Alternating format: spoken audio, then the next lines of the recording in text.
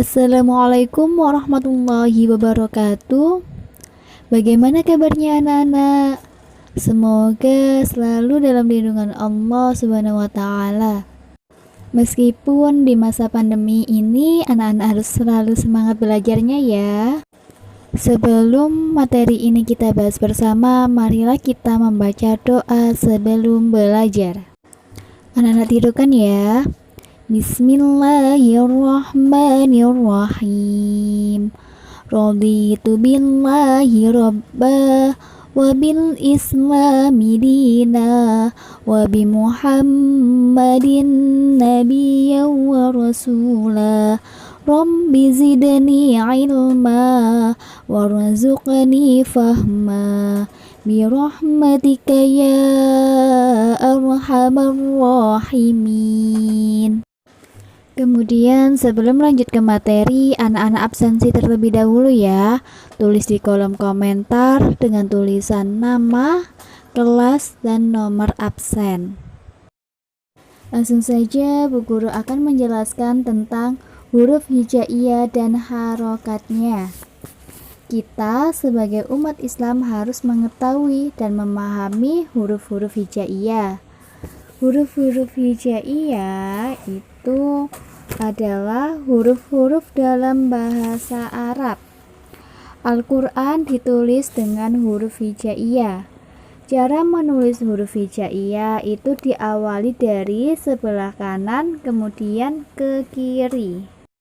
Huruf-huruf hijaiyah itu berjumlah 29, diantaranya alif, ba, ta, sa, jim, ha, kho, dal, zal, ro, za, sin, shin, sod, dod, to, zo, ain, ghain, fa, qaf, kaf, lam, mim, nun, waw, ha, lam alif, hamzah, dan ya.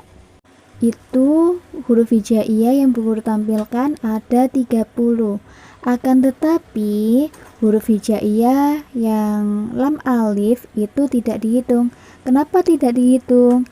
Karena di huruf hijaiyah sudah ada lam kemudian alif. Jika digandeng maka langsung lam alif. Begitu ya anak-anak, bisa dimengerti? Mengenal tanda baca atau disebut dengan harokat. Anak-anak telah mengetahui huruf-huruf hijaiyah, mulai dari alif sampai dengan ya. Agar dapat dibaca, huruf hijaiyah ini harus diberi harokat. Harokat memiliki pengertian yaitu tanda baca huruf hijaiyah. Huruf yang tidak berharokat tidak dapat dibaca. Harokat huruf hijaiyah ada 7. Yang pertama ada tanda baca fathah. Tanda baca fathah terletak di atas huruf. Tanda baca fathah dibaca a. Huruf hijaiyah dengan tanda baca fathah mendapat tambahan bunyi a. Coba diperhatikan contohnya seperti ini. A, ba, ta, sa, ja, ha, kho, da, za, ro, za, sa, sha, so, do, to, zo, a, go, fa, ko, ka, la, ma, na, ha, wa, dan ya. Coba diperhatikan, itu ada contoh tanda baca fathah. Yang pertama ada adama, kemudian dibaca ditulis dengan huruf hijaiyah a, da, ma. Kemudian yang kedua ada faqoda, maka dibaca faqoda. Kemudian yang ketiga yaitu kataba, dibaca kataba. Bisa dimengerti anak-anak? Kemudian yang kedua ada tanda baca harokat kasroh. Harokat kasroh dibaca I, dilambangkan dengan garis miring di bawah huruf. Coba anak perhatikan ini cara membaca dengan harokat kasroh. Anak-anak tirukan ya. I, B, T, C, G, H, Hui, D, Z, Ri, Z, Si, Shi, Sui, Di, Ti, Zi, Ai, Wi, Fi, Wi, Ki, Li, Mi, Li, Yi, Wi, Yi. Coba anak-anak perhatikan, itu ada kata yang berharokat kasroh, maka nanti akan dibaca I. Itu ada contoh kalimat wiridi, maka ditulis dengan tulisan huruf hijaiyah, ditulis dari sebelah kanan yaitu wiridi. Kemudian ada kata fitiki, ditulis dengan huruf hijaiyah juga. Kemudian ada kata minili, ditulis dengan huruf hijaiyah dari sebelah kanan. Yang ketiga ada harokat dhamma. Harokat dhamma dibaca U, dilambangkan seperti tanda koma atau waw kecil, letaknya di atas huruf. Contoh cara membacanya yaitu U, Bu, Tu, Su, Ju, Hu, Hu, dan seterusnya sampai dengan Yu. Begitu ya anak-anak. Coba diperhatikan, itu ada contoh dari kata kutumu, kemudian ditulis huruf hijaiyah kutumu. Kemudian ada contoh lagi tubusu, ditulis dengan huruf hijaiyah juga, tubusu. Yang keempat ada tanda baca sukun. Tanda baca sukun terletak di atas huruf hijaiyah. Tanda baca sukun berbentuk bulat kecil. Huruf hijaiyah dengan tanda baca sukun, maka huruf itu mati. Artinya, huruf hijaiyah itu tidak disuarakan atau dibaca seperti aslinya.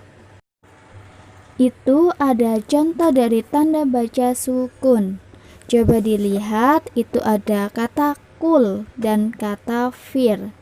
Dari kata kul ditulis dengan huruf hijaiyah yaitu qaf dan lam. Qafnya diberi tanda dhamma, kemudian lamnya diberi tanda sukun, maka dibaca kul.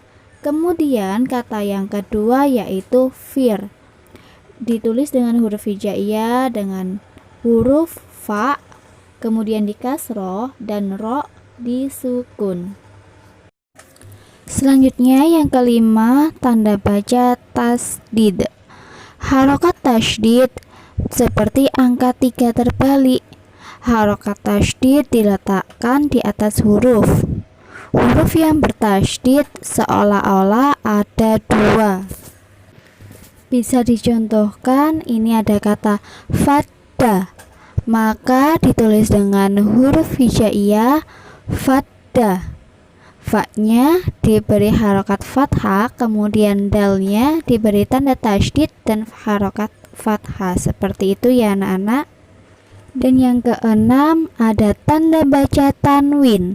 Tanda baca tanwin ada 3, yaitu yang pertama ada tanda baca fathah tanwin, atau bisa disebut dengan fathatain. Penjelasan dari fathatain atau fathah tanwin yaitu tanda baca fathah tanwin ini terletak di atas huruf hijaiyah seperti harokat fathah, tetapi ada 2. Kemudian cara membacanya ditambah an. Yang kedua ada tanda baca kasroh tanwin atau disebut dengan kasrotain. Tanda baca kasroh tanwin terletak di bawah huruf hijaiyah. Cara membacanya ditambah kata in. Yang ketiga ada tanda baca dhamma tanwin atau disebut dengan dhammatain. Tanda baca dhamma tanwin terletak di bawah huruf hijaiyah. Cara membacanya ditambah dengan kata un. Coba anak-anak perhatikan, Bulail akan memberikan contoh cara membaca tanwin. Anak-anak tirukan ya. An, in, un. Ban, bin, bun. Tan, tin, tun. Tan, tin, sun. Dan seterusnya. Seperti itu ya anak-anak. Itulah tadi penjelasan dari Bulail dengan materi huruf hijaiyah. Sekarang anak-anak mendapatkan tugas dari Bulail, yaitu salinlah kata-kata berikut dengan huruf hijaiyah. Kerjakan ya anak-anak di buku tulisnya masing-masing 1-5. Sekian pembelajaran hari ini. Bulail akhiri.